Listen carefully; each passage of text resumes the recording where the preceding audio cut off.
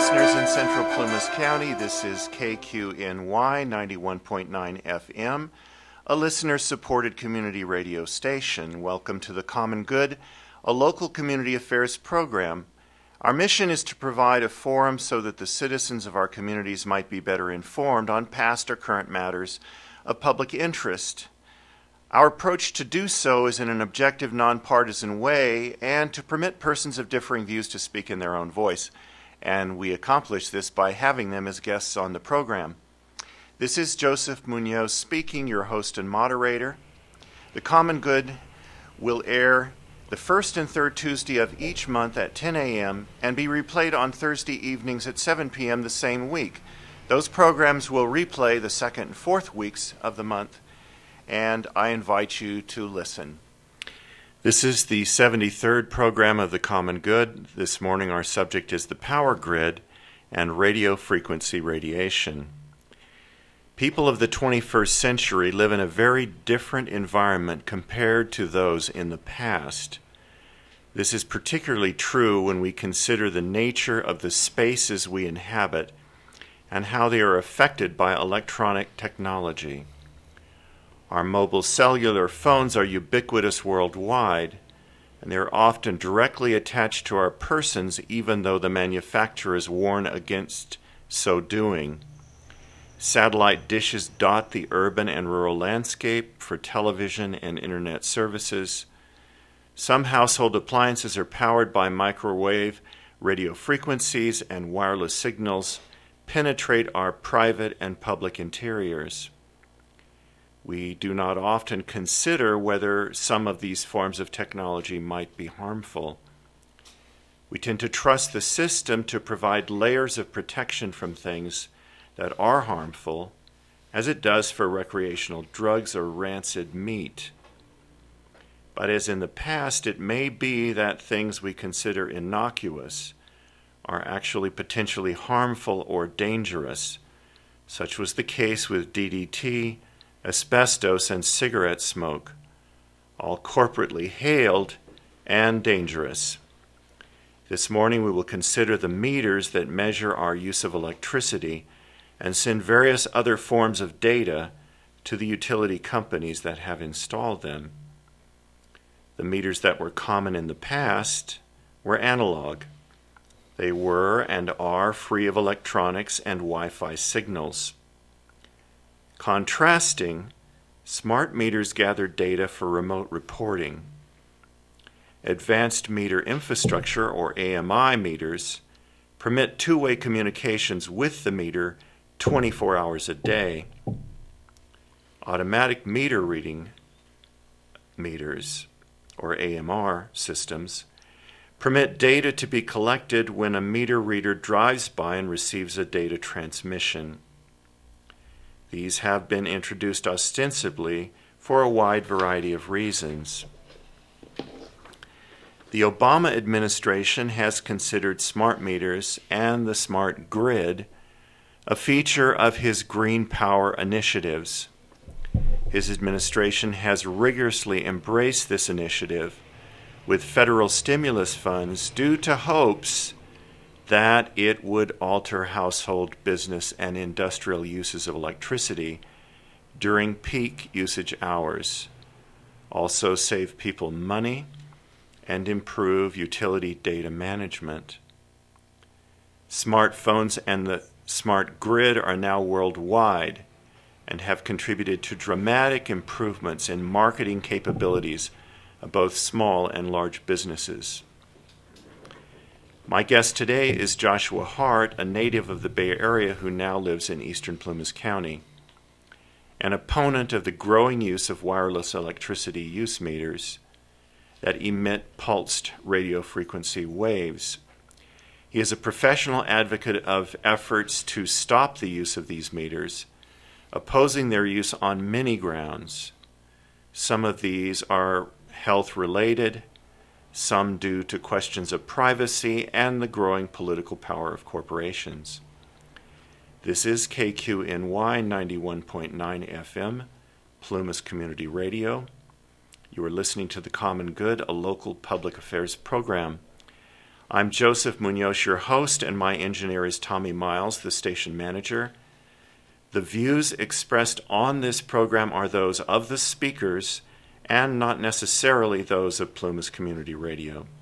Thank you, Joshua, for being here this morning, and thank you, Tommy, for engineering. Joshua, let's begin with your upbringing, education, and professional career. Please share this with us.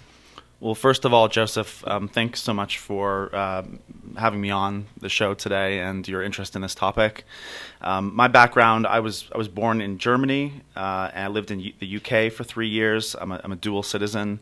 When my parents divorced in 1979, I moved to the Bay Area and lived in Palo Alto. Went to school in the Bay Area and went to UC Santa Cruz, where I majored in psychology with a minor in history. I worked 10 years in the sustainable transportation field, working for safer cities and safer bicycle and pedestrian facilities and education. And then I got my master's in 2009 from the University of the West of England in Bristol, UK. When I came back to the US in 2009, I was anticipating presenting the research that I had done regarding the social and environmental impacts of traffic on community streets and continuing to advocate for that. But fate had a different path in mind for me, apparently. Okay. All right. Thank you. So your original career was focused on essentially urban environments, improving urban environments. Yes, yeah. And through bike lanes and things like that? Yeah, giving people choices about how they get around bike lanes, pathways, safe sidewalks, communities where it's safe enough to let your children out in the street. That's not a common thing anymore. It used to be. But with the increase in vehicle traffic, we've seen some deterioration of the ability of children to play safely in the street, and we need to put attention on that. So that was what my professional training was about. But then when I got back to the U.S. in 2009, Pacific Gas and Electric, or PG&E, sent us a card that said we were going to install this smart meter on your home. And started looking into it, and neither my girlfriend nor I were comfortable with the meter for a number of reasons, and we told PG&E that you do not have permission to install. They said, well, we're very sorry, but this is a mandatory program. And even though I wasn't aware of all the problems with smart meters at the time, just the fact that they were trying to force this meter on our house against our will really rubbed me the wrong way and led me to engage in subsequent research into the health effects of pulsed microwave radio frequency wireless radiation. And I was really shocked at what I found, that there is a huge body of published studies, published research that shows health damage up to and including cancer, leukemia, and other problems from exposures, chronic exposures to the types of radiation that are emitted from devices that most of us commonly use. Okay, and you shared recently with me that you and now your wife moved to Plumas County due to your own medically diagnosed electrosensitivity. What is ES, or electrosensitivity, and why do you believe that living in eastern Plumas County, or Plumas County generally, would be better for you than continuing to live in the Bay Area? Well, electrosensitivity is a medical problem related to exposure to wireless microwave radiation from cell towers or cell phones, or in my case, I believe, smart meters. Back in 2011, after we had started StopSmartMeters.org, we got a call from a woman who lived above a bank of 80 PG&E smart meters in a low-income housing unit in Berkeley. And so we went, my colleague Amy and I went to this apartment complex with a meter. She had sent us photos of a bush that had completely died from the inside out 3 weeks after the meters had been installed, and she was worried about her own health, understandably. And so we went and measured the levels of radiation coming from this bank of meters. I started to get pain in my temples and my head, heart palpitations, pain in my chest. You said this was about 80 meters on 80, yeah, 80 goodness. meters. And this is a multi-unit dwelling, you know, the type which is very common. Apartments or condos typically have all the meters in one place. And of course, for the person living on the other side of the wall from those meters, there's no opt-out. You know, they can't currently opt out under the current situation. So I said, you know, after feeling these symptoms, I said, well, we should probably get out of here. This isn't safe. And what I believe happened that day was that I was injured by the microwave radiation. And you know, when you get an overdose of this kind of radiation, small amounts that wouldn't have bothered you before suddenly become problematic. So I'd be in the grocery store, there'd be someone on their phone, and I'd get this sharp stabbing pain in my temples, and it was really unpleasant. And when PG&E installed or deployed their smart meter system in our neighborhood in Scotts Valley, I found that I couldn't go for a walk without having these symptoms, and it became very scary, really. You know, to be you kind of wonder, where am I going to go? You know, the world is going in this direction where everything is wireless, and you find that you're reacting to it. So at that point, we moved off the grid to a place in the Santa Cruz Mountains for a couple years.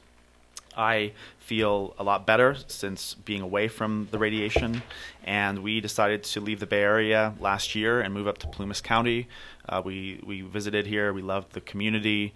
It is, on the whole, lower radiation than metropolitan areas like the Bay Area.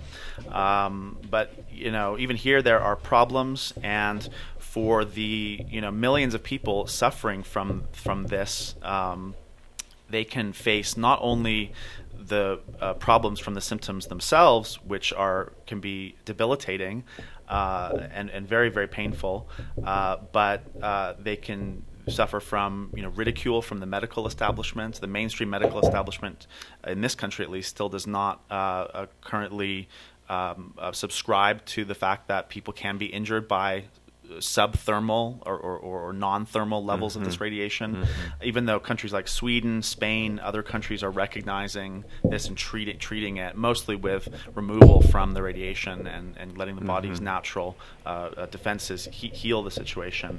But it is difficult. I've had issues with my friends and family. Some of them either don't believe me or think it's in my head. I mean, when I first started experiencing these symptoms, I thought that it was possibly in my head. I thought it was possibly psychosomatic. I know that from being a psychology major that psychosomatic symptoms do sometimes appear, and I had been hearing a lot about people suffering from the health effects from smart meters. So I thought maybe I was one of those people suffering from psychosomatic.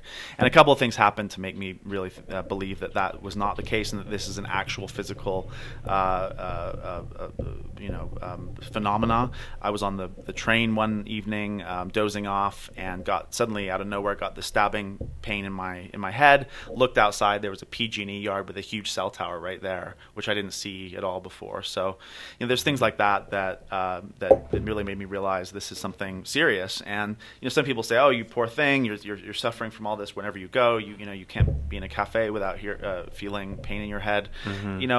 Sometimes I feel like that, but in other ways, I almost feel like I'm lucky that the damage that microwave radiation and wireless technology is inflicting on us, most people can't feel it. The radiation is invisible. Most people can't feel the symptoms. But in medical tests, where their blood drawn, according with different subjects and according to whether they've been exposed to wireless, it shows that the damage is occurring whether you can feel it or not. And being able to feel the damage occurring from wireless has allowed me to avoid it. Just like if you're it's a really hot day and you're in the sun, if you feel that, you're going to go to the shade. It's kind of the same thing. And put sunscreen or a hat on, and yeah. And this is a major issue as we develop more wireless technology. There's more people being affected.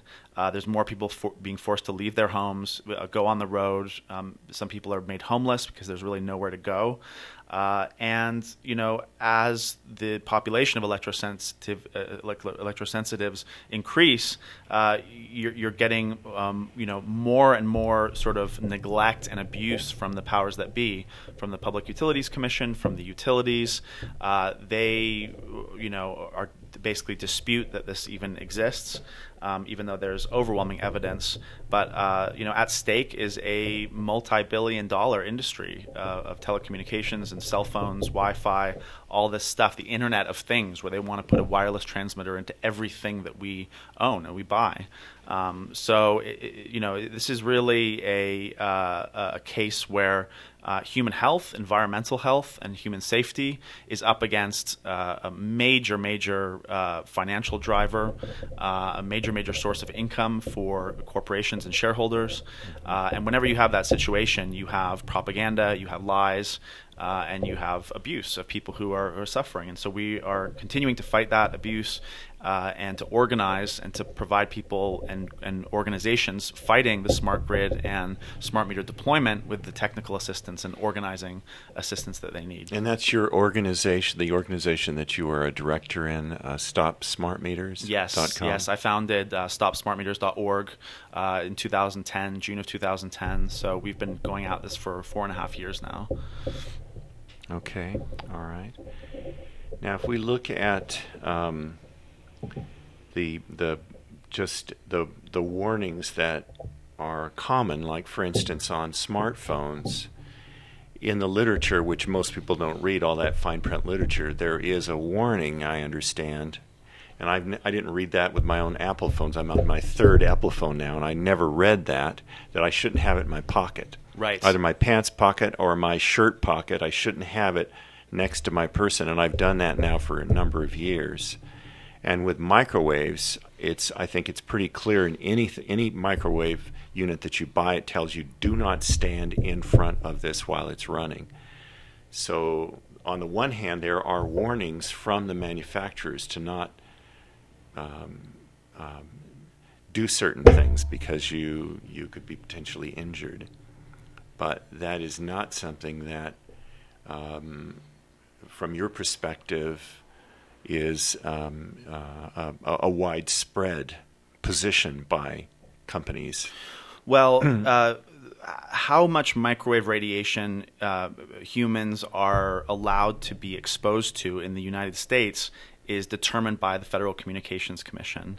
And the FCC has guidelines, not standards, but guidelines about how much is okay.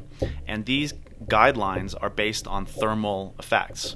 What we're talking about here is microwave radiation. The same, what your Wi-Fi router puts out is the exact same frequency as what your microwave oven heats your food with. The microwave is a lot stronger, obviously, but the problem is that these thermal effects are not the only effects that we've observed, that scientists have observed from microwave radiation. There are these large body of non-thermal or subthermal effects, damage that happens to biology in the human body before you get to the point where your flesh is being heated up. And the FCC ignores those non-thermal studies and only sets their guidelines based on the thermal. So we've got a problem with the overall regulatory infrastructure and policies, and even now more so because Tom Wheeler, who was appointed by Obama to head the FCC, was a former head of the Cellular Telecommunications Industry Association. So he was a former lobbyist for the wireless industry.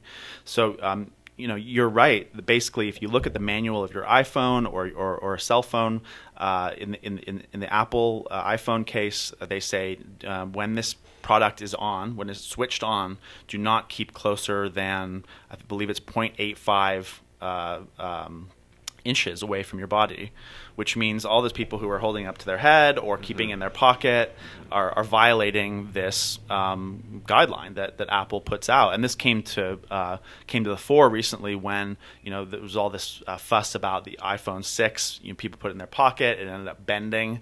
Well, it turns out that Apple, basically says if you're going to use our product safely, never put it next to your body, never put it in your pocket.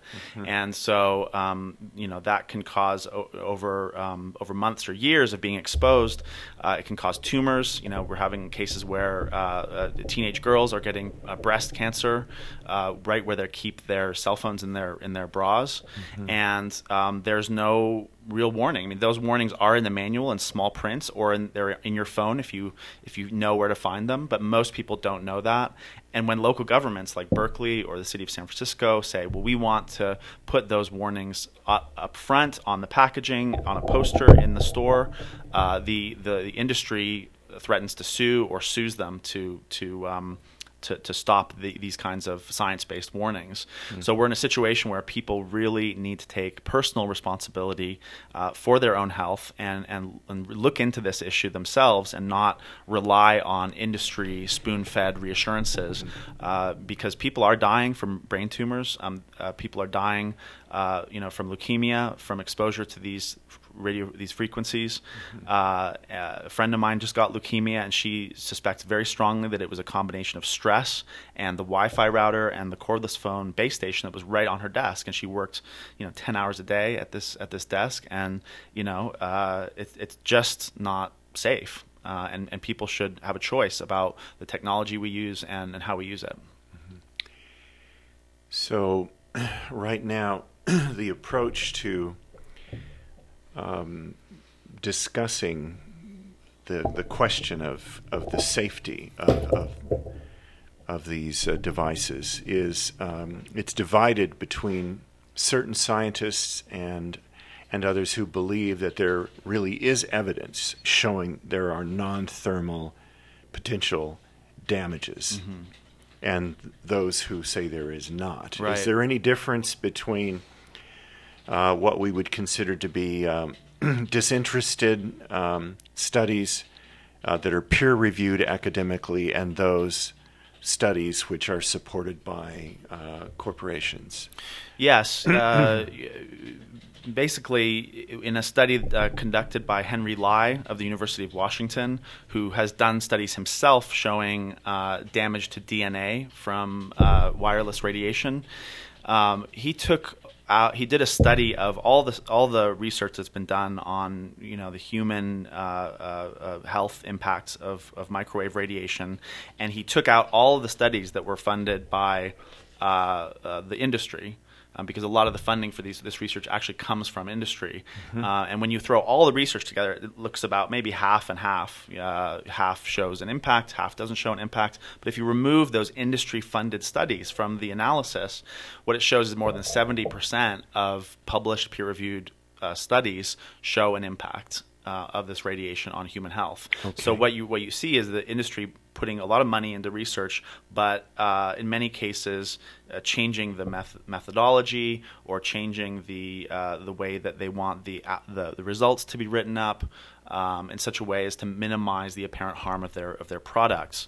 But the science has become so certain and so firm in the last several years that in 2011 the World Health Organization classified all microwave radiation, all wireless, that's cell phones, cell towers, Wi-Fi, smart meters, as a possible human carcinogen. So this is based on brain tumor studies undertaken in Sweden. Very convincing association between time that you spend on your cell phone and the resulting incidence of brain tumors. Okay. This is the Hardell research. Now, based on your own personal experience in the development of this sensitivity to radio frequency waves and radiation, you moved to Plumas County and you believed that your environment here would be very different, and it is largely different. But you have had a dispute with the management of Plumas Sierra Rural Electric Cooperative, which has led to you being without electrical power. Could you briefly describe your experience? Yeah, that is the case. It's been nearly 8 months now that we've been living without electricity, even though we've paid all of our electrical usage. Every kilowatt hour we've used, we've paid for. When we moved here, we communicated with Plumas Sierra Rural Electric Cooperative, PSREC, and at the time when we moved in, there was a smart meter on our house. I developed symptoms. My doctor instructed me to get that meter removed, to have an analog meter on our house. I communicated that to the cooperative, and they were out within 48 hours, removed the smart meter, replaced it with an analog meter. At that time, there was never any mention of a charge or a fee, and we never agreed to any fee. What they did want was a letter from my physician, which within a week we provided. My physician basically said that in order to recover from this medical condition, I should not be exposed to wireless technology. We choose not to use any wireless in our home. Our phone is wired, our internet is wired. Neither my wife nor I use cell phones. So that should be our free choice to not have a meter that is mounted on our home emitting this radiation also. So it would be later that the issue of fees. So the fees came up in October. They met. The board of PSREC met in October. Decided to put in a $141 change-out fee and $15 a month. How long had you had your analog meter? We'd had it for 2 months at that point. Okay. So they decided, without seeking really much input from the community, to introduce this fee, which is more expensive than PG&E and other electric utilities charge. And what we discovered was that for a certain proportion of PSREC customers who live in areas that are in the winter inaccessible to the cooperative's meter readers, that they were actually allowed to use analog meters and self-read those meters and report that usage back to the utility at no extra charge. So we, at that point, when they informed us that they had brought in this fee and that they were going to retroactively apply that to us and not these other hundreds of households who were also using analog meters, we told them that we would decline to pay this fee.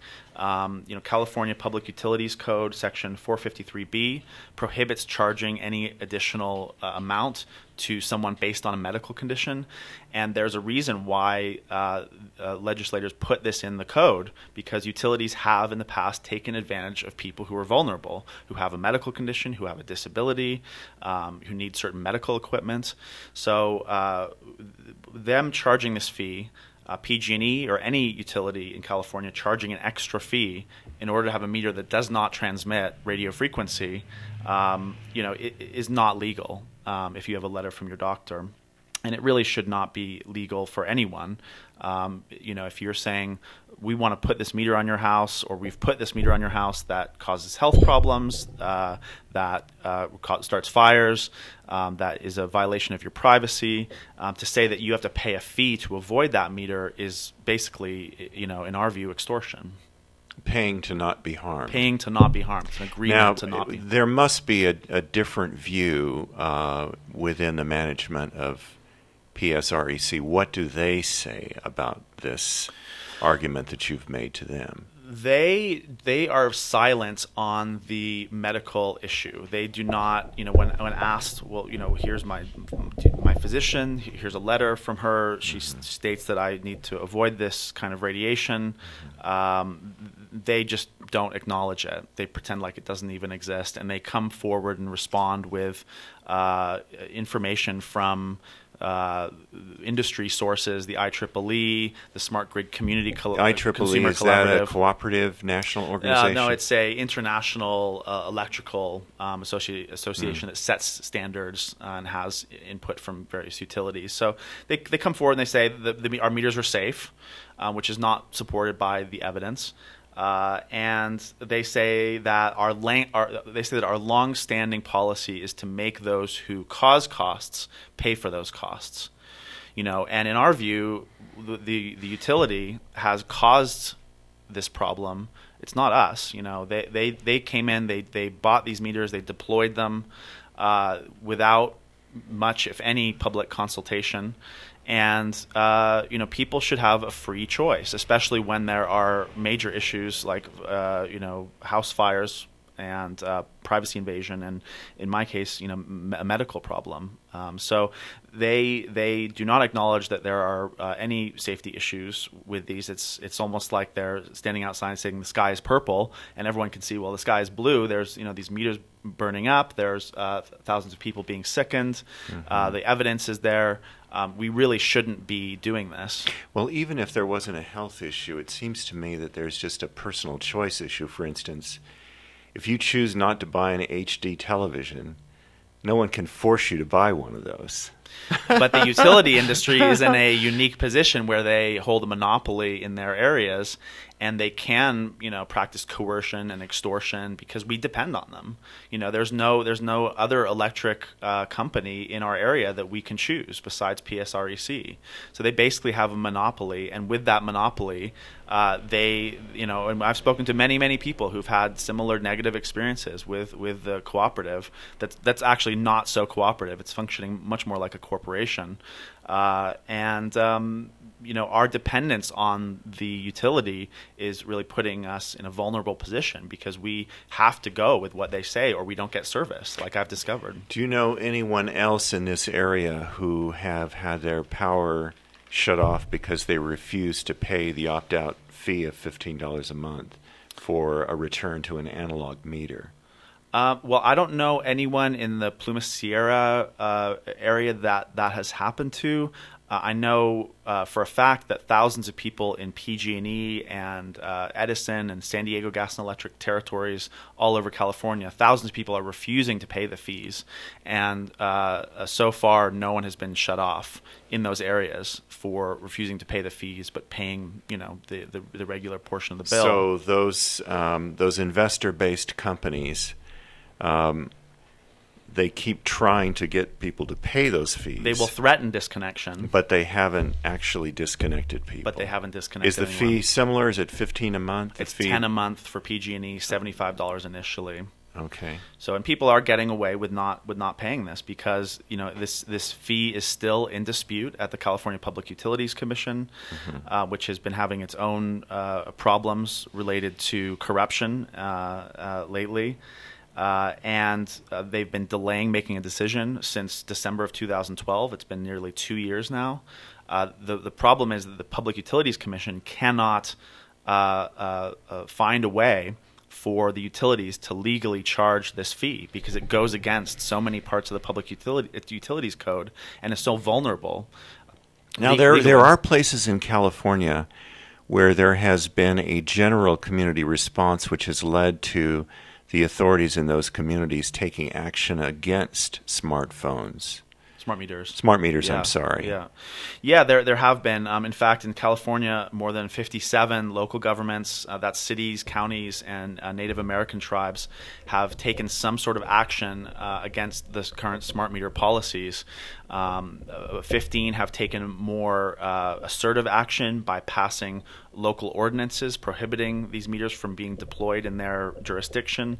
And some jurisdictions, like the town of Fairfax in Marin County in the Bay Area, have actually gone so far as to have their police chief go out and threaten to cite and fine installers who are installing these meters. My brother's wife is from Ojai, and she says that in Ojai now they have prohibited any smart meters. Yeah, there's a few local governments who have prohibited these, but unless they're willing to enforce the ordinance, to pass the ordinance and then enforce it with law enforcement, the utilities just run roughshod over it. But in Fairfax, there's a group of residents there who would be willing to, undertake peaceful civil disobedience, to sit in front of the trucks if they came back, and they have a proactive mayor, council, and police chief who will actually go out and will start levying fines individually against the installers. Where is that locality? That's in Fairfax in Marin County in the Marin North County. Bay. Man. Okay. Let's get. And they still have analog meters. Let's get to the differences between a traditional analog meter, which may not. I know that I didn't know there may have been communication sent to me in the mail when I had my meter changed out, but I didn't Maybe stop not. and think about it. I didn't really know that it was happening until I saw someone there with a new meter. That was years ago, actually. What is the difference between an electric mechanical analog meter and the AMI and the AMR so-called smart meters? And which of those meters, this could be a secondary question, which of those meters is the local cooperative using and PG&E using? Okay. So currently, PG&E and PSREC are using smart meters. There are different types of smart meters, as you mentioned. There's AMI meters, what PG&E uses, which constantly transmit the information back and forth between the utility and the meter. Now that's right here, like downtown. In downtown Quincy, it's an AMI meter. It's an AMI meter system. Service. Yeah, there's collector antenna mounted on telephone poles or power poles, and those collect the data from your meter and then retransmit it back to a cell tower, and from there it goes into data banks. Okay. Now, part of PSREC's network, where people live in rural areas, they still use analog meters, because it's just you go up to it, you read the dials, you report that by phone or by mail to the cooperative, they bill you on that. Such electromechanical analogs are safer and more private in a number of different ways. The smart meters can tell a granular information about how much electricity you use. So they can tell when you switch on a light bulb, how many people are in the home, whether there's someone in the home at all. It's basically an occupancy detector. Whereas the by whether or not a device is whether being or used, not an appliance or whatever, how much electricity is being drawn and what kind of electricity and what the pattern is. Each appliance has a pattern of electricity consumption, so they can tell not only what kind of appliance you're using but what brand. And they can sell this information on to third-party corporations, maybe with products to sell you, or to government agencies. We know for a fact that the National Security Agency, the NSA, is at the very least planning on using smart meter data if they're not already doing so. This is according to the Washington Post. So with an analog meter, you have a total electricity usage measurement that the utility can bill you for at the end of the month, and no which Wi-Fi, is all really all and no they need. Wi-Fi communication. No Wi-Fi That's communication. the main difference. Whereas there's a lot of granular data with the smart meters. Yeah, the analog meters do not put out any radio frequency radiation whatsoever. And the analog meters have not been linked with fire or electrical problems or surge problems, whereas the smart meters that have electronics in them and are more vulnerable to changes in humidity or dampness or heat or cold, they have been catching on fire. Okay. So that's another difference. Okay, now you refer to the meters that PSREC using, that those are smart meters. Now, on their website, they claim that those meters are not smart meters, but radio meters. Now, what do you say to that? It's pretty silly, really. I mean, when they say radio meters, that means it's a wireless meter, and it's really a dispute over terminology here. What we say is, look, if it looks like a smart meter, if it sounds like a smart meter, if it quacks like a smart meter, it's a smart meter. So if it sends signals, if it emits signals, then it's a smart meter. Yeah, the accepted definition of smart meter is any meter that has electronic components. So that enables the ability to record personal private data. It enables the ability to transmit using radio frequency, which has health problems, and it puts the meter at vulnerability for fire. So it's that electronic component that the older style analog meters do not have. That makes a smart meter a smart meter. They claim, only the most advanced two-way systems are actually smart meters, and that's what the industry says. But in reality, what we're opposed to, and what we believe there should be a choice in is the analog meter. Everyone should has the right to keep an analog meter on their homes or have one replaced at no extra charge. Now, if someone determined from hearing about this and then reading on their own or whatever, talking with friends, that they wanted to change their meter out, the cooperative will send someone out to change the meter out to an analog, but then they will charge $15 a month to read the meter, And they will charge a swap out fee essentially of what? 141.60. 141.60. Yeah. And is that something you pay up front?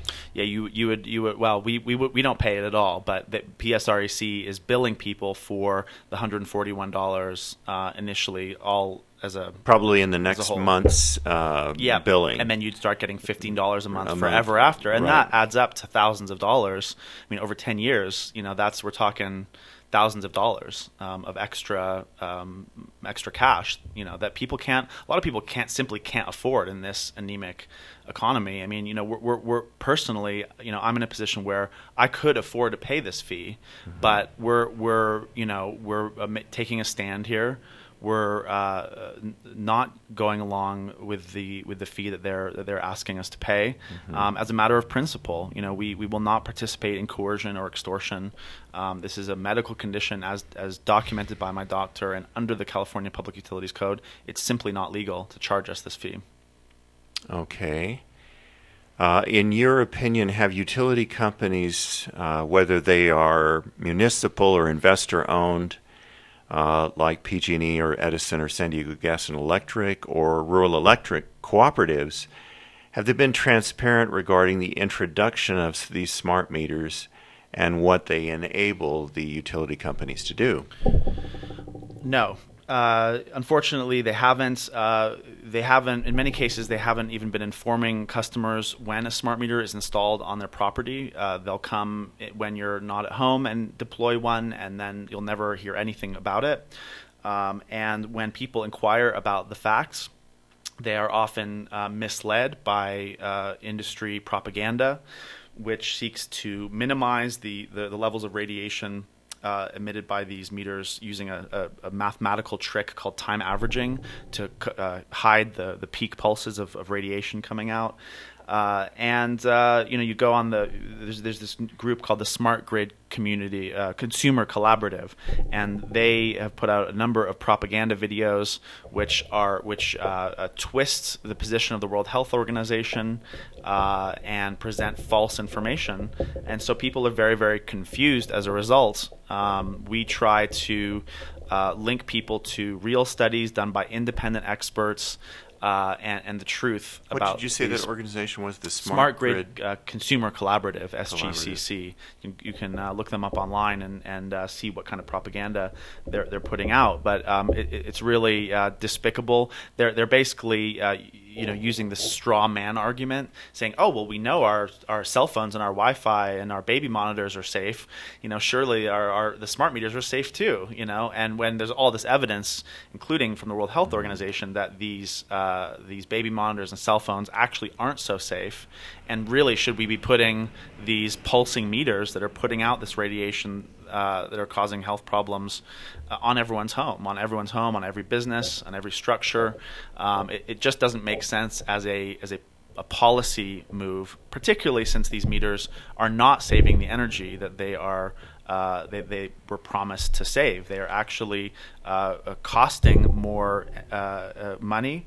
They are actually putting more carbon into the environment, and that's what happens when you put a device that will be made redundant and superfluous. In 5 years, you'll have to replace it with another meter at all the manufacturing costs, not to mention the fact that the meters actually require electricity to run, whereas the older style analog meters were passive and did not require additional electricity. So it's really the whole smart grid is a bubble waiting to burst. The corporations, utilities, and meter manufacturers got together and said, "Well, we want these millions of stimulus money, and we're going to design a package to take advantage of that." And there was really no large-scale, democratic process or consultation with the public to decide, well, is this a good thing or not? Well, there was a presumption, certainly an administrative presumption, based on, I'm sure, some kinds of evidence that money would be saved, that this would be green in the long run, that you would have the ability of the utility companies to better inform people as to their usage. In fact, I have some friends on PG&E whose bills did go down as a result of them paying attention to peak hours and things like that, shutting things off when they weren't being used, buying devices which they could shut off at night so their televisions weren't plugged in all the time. Their water heaters were on, to a certain extent, certainly anecdotally, there are people who have saved money, which was one of the administrative hopes. Now, maybe comprehensively they haven't. In my case, certainly, I haven't seen any savings. I'm not as careful as I might be, but I haven't seen any savings. Now, there is something else I'd like to go to, and that is the question of comprehensive invasions of privacy by these smartphones.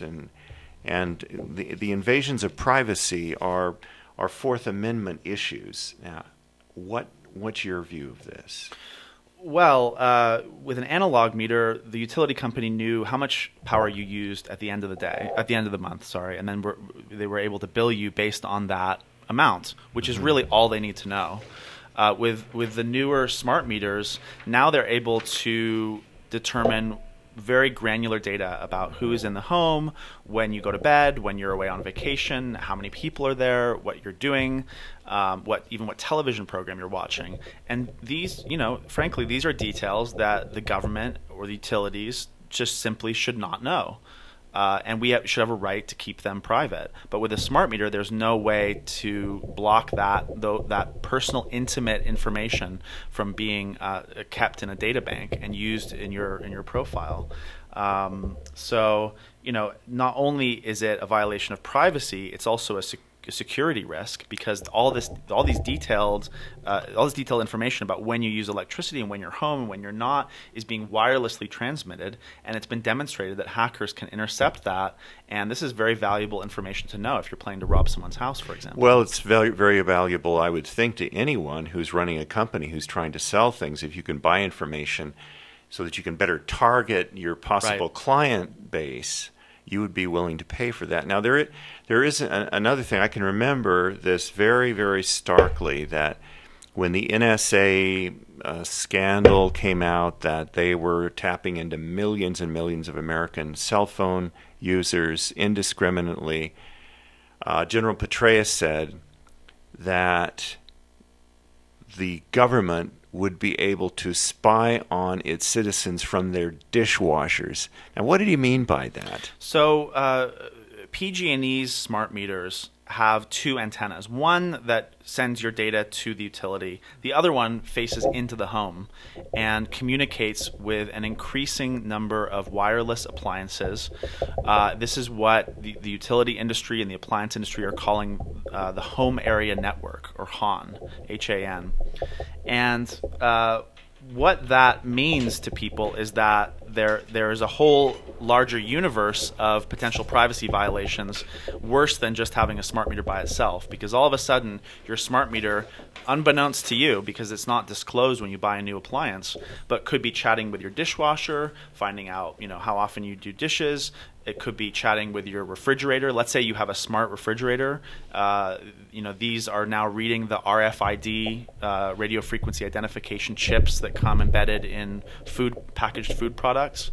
And so your fridge would know how many times you reached into the freezer to grab that pint of Ben & Jerry's over the course of an evening, and how much ice cream you're consuming. And this could be theoretically transmitted back through your electric meter, your smart meter, to the utility, who could then sell it to interested parties, like, let's say, your health insurance company, who might charge you more based on your unhealthy habit of eating a lot of ice cream. So, Joseph, when you get home, I would check that fridge and make sure they're not divulging information that you'd rather not have divulged. But people need to be aware of this, that this is going on. People need to insist on an analog meter and on their privacy. We have a right under the Fourth Amendment. We need to stand up for that. In 1988, the legislature began to be concerned about this, and they founded an organization that is just generally scientific developments and how those developments affect the society in California particularly. And they founded an organization that is a 501c3 organization that's nonprofit, independent. It's called the Council on Science and Technology. And in 2010, some members of the Assembly, based on input from constituents, said, we want a study of smartphones and whether or not these are safe or whether or not they are threats to public health. And they received a report from this Council on Science and Technology in April of 2011. And again, this group is made up of people who have no they have no direct personal profit motive. You've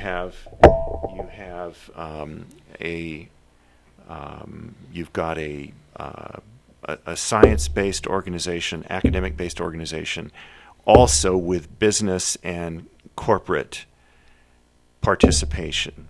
So you might say, well, the business and corporate participation has certainly got an interest. But everything they do, from what I read at their websites and critiques of their work, is that their work was peer-reviewed and it was disinterested from an economic standpoint. Well, they reported out that, this was in 2011, that the RF waves, the radiation waves from smart meters, have no health impacts compared to those emitted by mobile phones and microwave ovens. And so that suggests that even in an environment where you have an effort at a disinterested view, that there may be a different view than yours. What do you think? Certainly, about? There's a different view out there, and the strongest proponents of that view that says that our guidelines of exposure are adequate and that the new technologies that are coming forward are completely safe. The biggest proponents of that viewpoint are the industry. I would say that the CCST, the California Council on Science and Technology, is not an independent group. This was an organization set up by the California legislature to issue reports on controversial scientific, technological, environmental issues, and to essentially, from what I've seen and from speaking to other advocates working on other similar issues, is to dispel any kind of concern about these new technologies. For example, right now, CCST is working on a report about fracking, and no doubt that's going to come out to say that it's completely safe and the chemicals they're putting in our groundwater are not going to cause cancer or other developmental problems. But what's particularly notable about the CCST report is not necessarily what's in it, it's what they excluded, because they had input from dozens, if not hundreds, of experts from around the world saying, here is the published research I did. We found that radiation that's very similar to what is coming out of smart meters is responsible for all these health problems. If you look at respected international health agencies like the World Health Organization, they're now saying that it's this radiation may cause cancer, and that's including smart meter radiation. The National Institutes of Health has found changes in brain physiology from levels of radiation that we get from our cell phones and things. The American Academy of Environmental Medicine has come out and called for a moratorium on the installation of smart meters. So the calls for action and for a halt to smart meter technology are coming from all corners, and the CCST really has been discredited. And I can certainly supply the links for those analyses. But really, the main original point you made, though, was that since it was legislatively established, it really wasn't truly independent. Well, the people that they're putting in charge of it have links to industry, from Lawrence Livermore Labs, and this is part of a overall industrial telecom complex made up of government research institutions and utilities and telecom companies who have a vested economic interest in keeping the guidelines the way they are, higher than many other countries.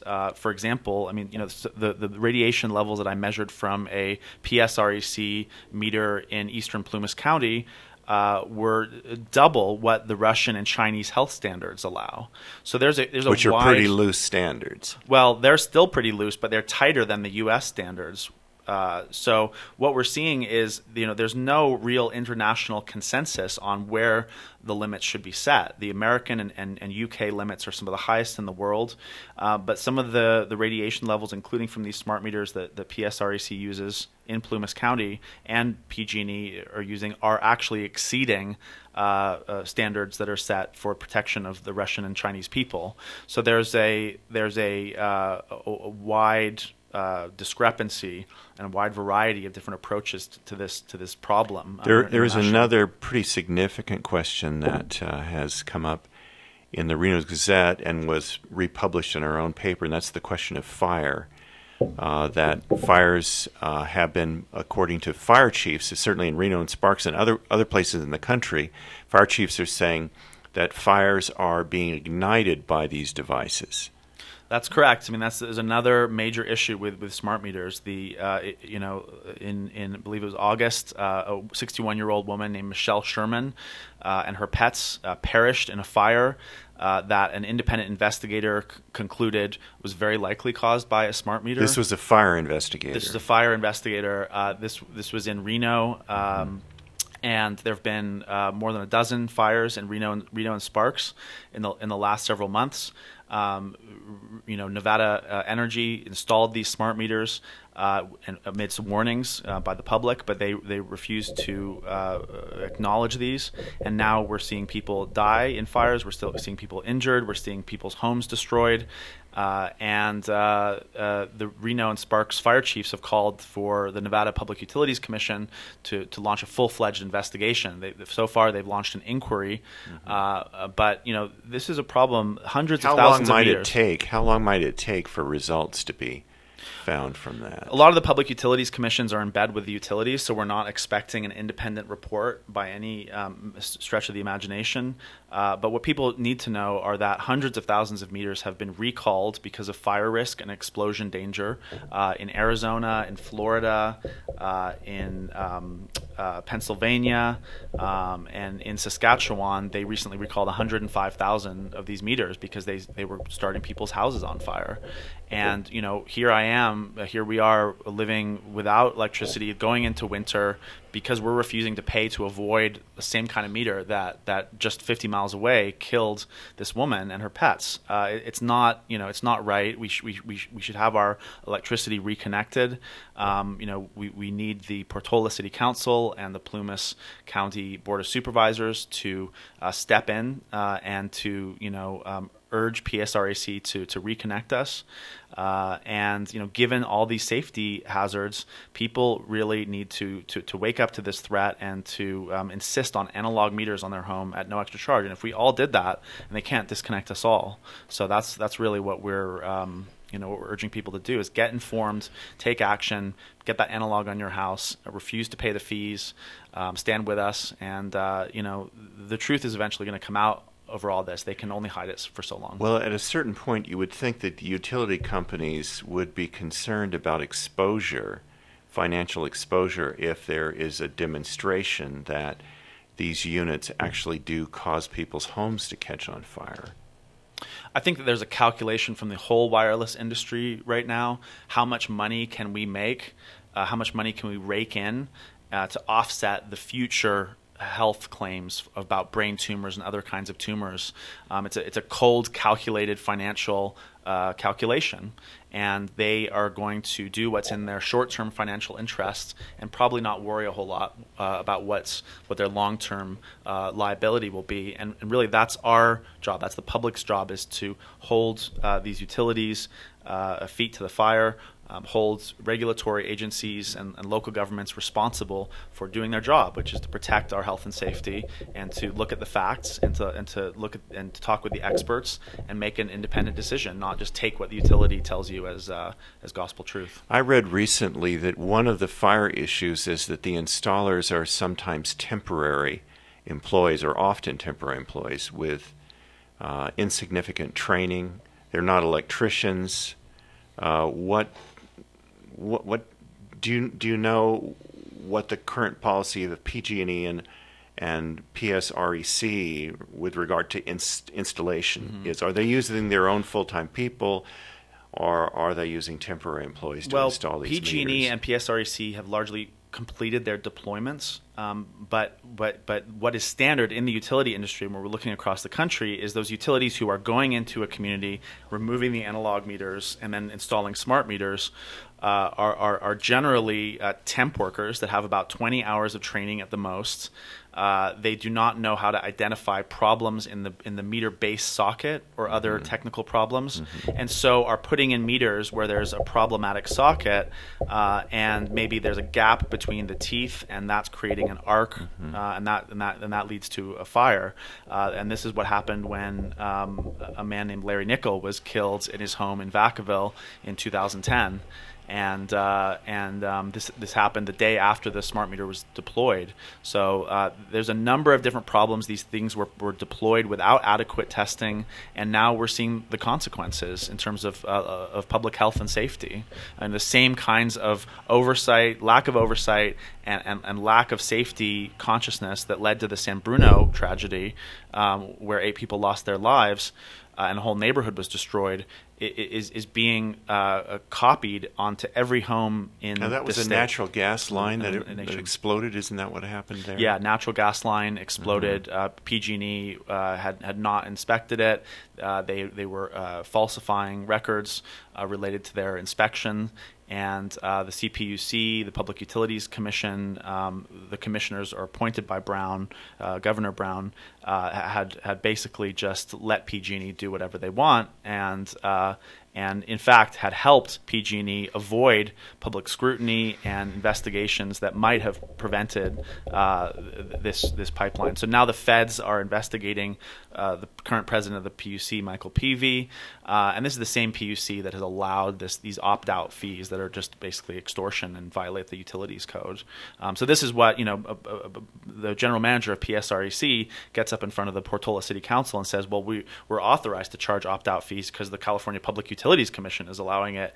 And people should know that this is a corrupt agency that is in the pocket of PG&E and the other utilities. But Peavy, the current head of the PUC, used to work for Southern California Edison, and they are not doing their job at regulating the utilities for public safety. And so within this vacuum, you see all this action by local governments to try and protect public safety in light of the safety problems with the smart grid. Well, I think that the spokespersons for the PUC would say that many, many public agencies are staffed by people who came from industry because they are the ones who often know the most about that industry. And the PUC the boards and the employees would say that it's hasty and ill-advised to rush to judgment on whether or not their embrace of this new technology is based on some kind of corruption or whether or not it's based on their view that it's going to affect payer rates, which is their primary concern in almost every argument that I've ever seen before that board. It's what's this going to do to what people have to pay for their kilowatt hours. Well, I think there's no question that the corruption at the Public Utilities Commission has reached epidemic levels. You had a meeting of the staff of the PUC that was secretly recorded, and you had the staff members, accuse Michael Peavy of being a mob boss, of the environment, the working environment at the CPUC being sleazy. The new emails that were made public as a result of the San Bruno investigation show that there are back channel communications between the commissioners and their advisors and PG&E about how to find a judge that's favorable to their cause. So this is really it's really dirty. It goes beyond the typical kind of associations of industry and regulatory agencies, and really what we need at the CPUC is an elected elected commissioners who are accountable to the public, who have public safety first, and are really listening to the thousands of people who are coming to them saying, hey, these meters are making me sick, they're making my life miserable, instead of just dismissing all these people and rationalizing it like there's some quacks. Maybe they should look into this and investigate and actually take action to correct their mistakes. Well, as a student of politics for about 50 years, I'm not of the opinion that just having a person become an elected official is going to make them righteous. No. There perhaps you would be more subject to public influence and public pressure if you are elected, but there are so many. I mean, from any level of government, you can show that the public interest isn't always served by the ballot box. At least that's my opinion. Let's conclude with just a final brief, perhaps, overview of why the Obama administration sees this as part of their green power strategy. Well, I think that the powers that be are looking at this major problem of climate change, and the science says that we need to slash our emissions 80-90% within the next few years here. And with our current technology, that's carbon emissions. That's carbon emissions, yeah, CO2 emissions. So we would have to change our economy hugely. We would have to relocalize our economies, things that are actually very good for people's quality of life, but not so good for corporate interests who are global and multinational in nature. Instead, the tendency is to look for techno fixes that will allow the status quo to continue, while making more money for the corporations, while having a sort of narrative that, hey, this will reduce carbon emissions. Well, the reality is that the smart grid is a case of greenwashing. It is not living up to the promised energy cuts, and it's we've got to be hyper aware of these false solutions to a major problem of climate change, and be hyper aware, because this is what they do. They present a disaster and they say, this is the solution, we've got it, and we've got a plan. And from my experience, we need to be highly suspicious of those plans and actually look into achieving real solutions that will reduce carbon emissions. They might not be the best thing for the corporations that exist now, particularly fossil fuel and utility corporations, but they are things like distributed energy, local microgrids, off-grid technology, things that will reduce carbon emissions, will end up shutting down these old, outdated coal burning and fossil fuel power plants, and really put the power back into the hands of locals. And that's what we need to we need to together wrest the power away from PG&E and Plumas Sierra Rural Electric Cooperative and these other corporations that are basically making money off of us and putting our safety, putting our health, putting our privacy at risk. Okay, Joshua. This is The Common Good, public affairs program of KQNY 91.9. You've been listening this morning to a conversation between myself and Joshua Hart, who is the director of StopSmartMeters.org. Thank you for being with us, Joshua, and thank you all for listening. Thank you, Joseph.